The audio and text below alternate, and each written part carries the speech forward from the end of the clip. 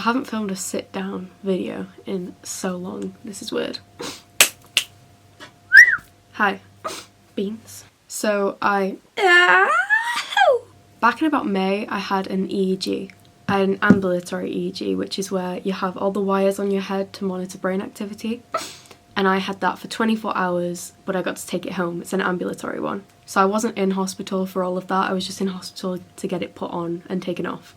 And I filmed a load of footage that I'm going to show now. I wanted to do a bit of a Q&A section now that I'm actually a bit more with it, because I was super tired when I filmed this and I didn't cover a lot of important points. So here's what to expect from an EEG, what happens, what it feels like, and what to do. Tips to help you. I hope this helps someone or informs you if you're worried or if you're unsure about getting one. Enjoy. Here's the footage from back in May. I'll put what time it is on the screen because I'm not sure, but skip to here if you want to go straight to the Q&A part and you want to skip this next bit of me explaining what it is and showing the actual EEG.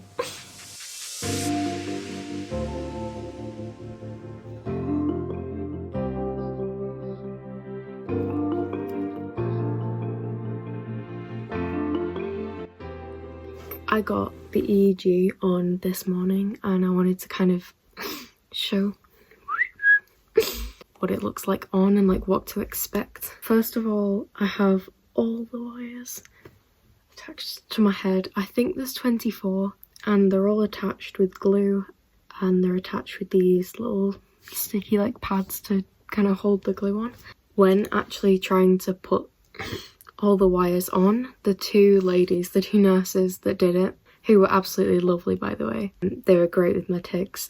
It was really difficult for them to do it because I obviously move my head a lot with my tics, my neck's cracking. Every movement I did, they obviously couldn't put a wire on, so it was quite difficult and I think it took quite a bit longer than it would for anyone else. We got it done and it was okay. I did end up pulling a couple of them off before the glue had like dried and set them on my head. I got them on at 10 AM this morning and it's now 10 PM, so I've had them on for 12 hours. They're all good so far. So obviously all the wires are attached to my head, like they're on my scalp. My hair's in a pony, which is separate because I put my hair up before the EEG, which I 100% recommend. You're not allowed to plait it, but if you put it in a low pony so that it can still get to your scalp, it's perfectly good and I highly recommend doing that, especially if you have long hair, because then you can still brush the bottom of it without the wires getting tangled. I don't want to show this, but you'll also get given a bag. All the wires that are attached to the back of my head, they just run down, they're collected at the back of my head, like from my scalp, and they all just run down into this pack. All the stuff's in there that's recording the brain activity. In here, we have a button. If I feel a seizure coming or I know something seizure activity is happening, I press this red button to kind of flag up that there's an event happening. And I also have a leaflet that I write in the time and what happened then. So I like keep a diary of everything that's happening while I have the EEG on.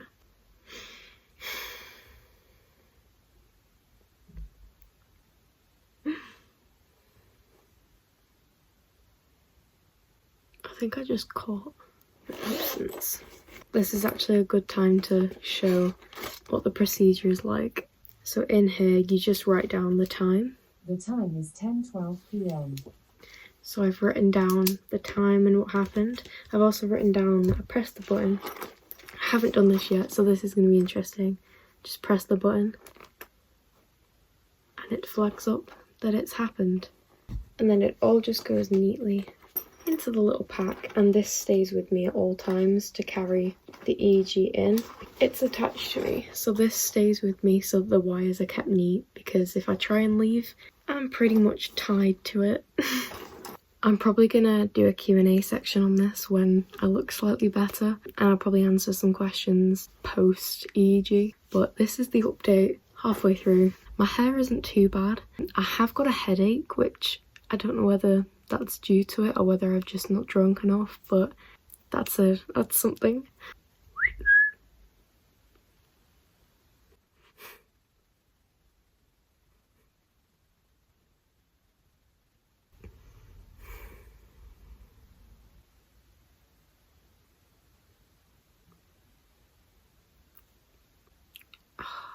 Did I get another one?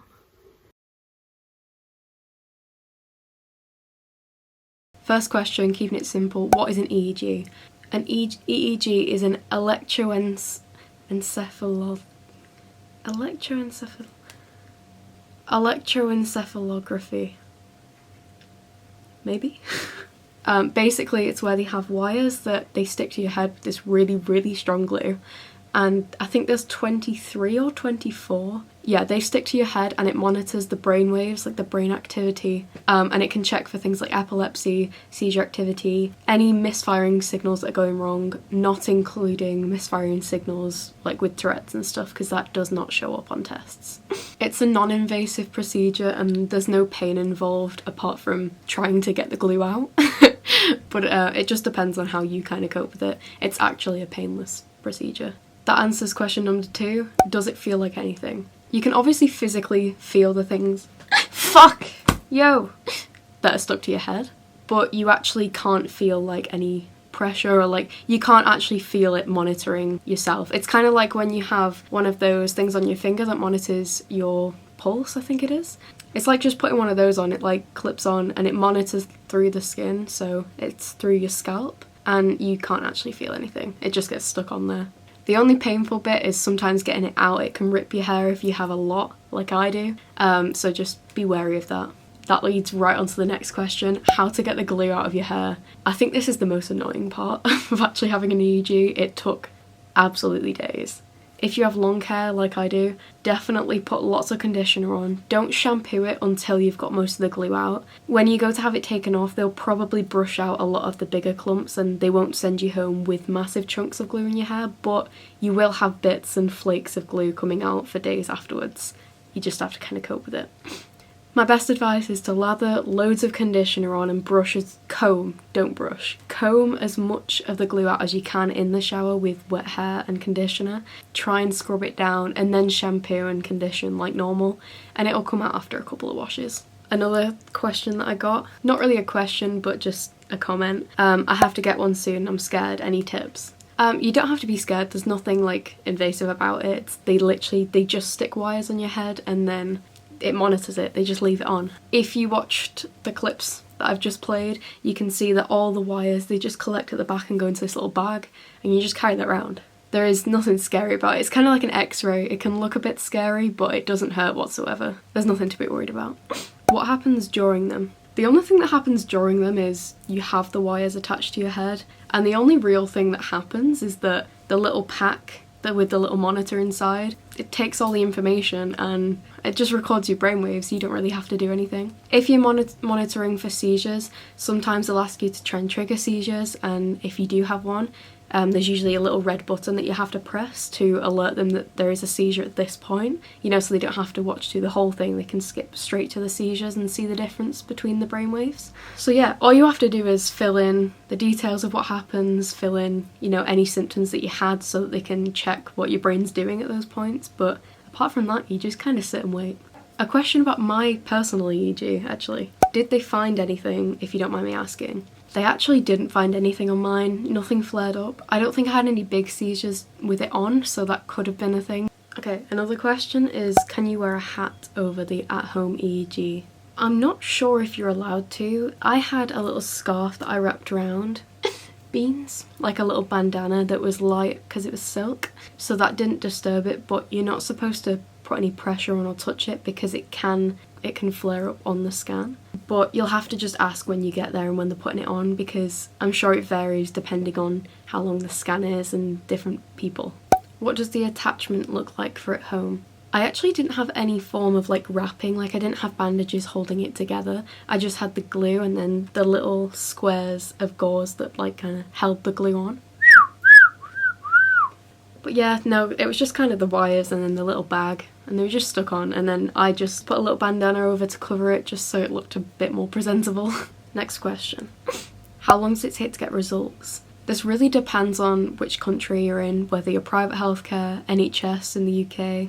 It depends on the doctors. Mine took longer because my doctor was on holiday. It really just depends on your doctor, but they will tell you when you get it off. They'll say like results in a week, 2 weeks. They'll definitely let you know, and then you just have to wait. Do they catch non-epileptic seizures? I'm not sure if they do, because I have non-epileptic seizures, and although everyone's can be different, I know that mine don't show up on an EEG, and I know that a lot of seizures involved with FND, which is what I'm suspected to have, they usually don't show up on any tests or any scans, so it's really difficult to diagnose. Another question, how should I wear my hair for it? I think I covered this earlier on in the video. I would definitely recommend putting it in a low ponytail if you have longer hair, but otherwise you're not allowed to plait it or do anything intricate here because they have to be able to get to the different spots to actually place the wires. Are absent seizures detected on EEGs? It depends on the cause of the absent seizures, because they're a seizure, so if it's epileptic it'll show up as epileptic seizure activity. If it's a non-epileptic absent seizure then it may not. It depends on the cause completely. Mine personally don't. This is a good question because this was one of my issues when I had a really quick hour one when I was actually in hospital. If I were to tic, would it spike up on the EEG? So would it show up if someone had a tic while having it on? It depends on the tic, because obviously if it's a movement then it's going to move the wires, or if you hit the wires or touch them as a tic, which I did a lot, it's going to show up because it's moving the actual sensors. But if you tell them that you have tics, they will keep that in mind and they'll be able to differentiate between the tic accidental markers and the actual activity that shows up. Just make sure that you let them know so they know what they're dealing with, and then you can adapt and you can still get an EEG with fairly accurate results with tics. I think that's pretty much all the questions, so I hope that helped. I hope the video kind of calms people's worries and maybe helps someone out that might be getting an EEG soon or is having one at the minute. There's nothing to worry about them.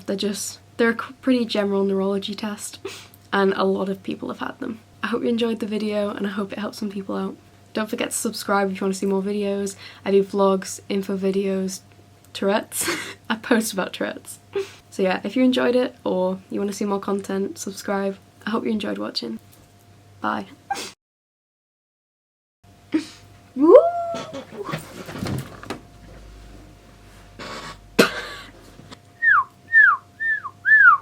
Bree has just asked me about EEGs as I'm filming this video, so here's my answer. I'm literally answering your question right now.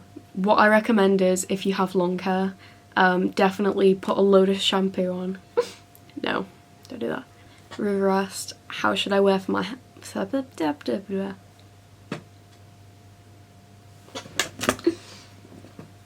Ooh, I feel woozy.